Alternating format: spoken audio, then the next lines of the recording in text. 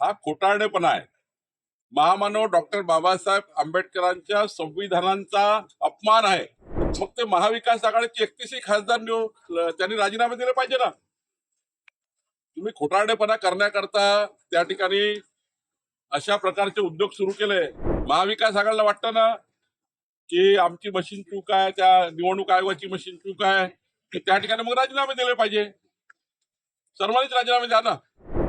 Ballot पेपरवर तुम्ही मतदान द्या, त्यासाठी मी तयार आहे। असं आहे, हा खोटारडेपणा आहे।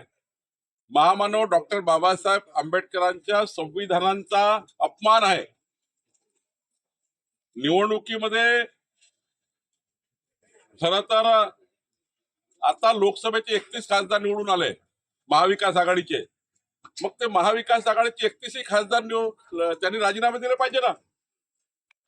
तुम्ही खोटारडेपणा करण्याकरता त्या ठिकाणी अशा प्रकारचे उद्योग सुरू केले। मग महाविकास आघाडीचे जे लोक ईव्हीएम वर निवडून आले, ईव्हीएम वर जे लोक निवडून आले त्या सर्वांनी राजीनामे दिले पाहिजे।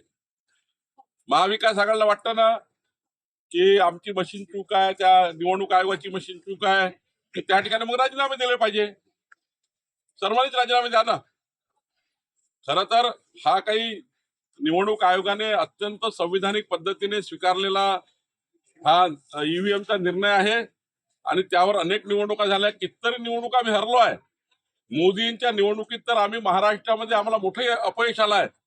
आम्ही तेव्हा ईव्हीएम वर दोष दिला नाही, आम्ही तेव्हा आमचा चुका दुरुस्त केल्या।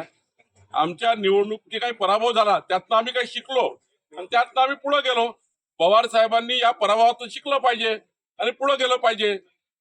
खोटेपणा किती कराल तुम्ही आणि या वयात किती खोटेपणा कराल असं मला वाटतं।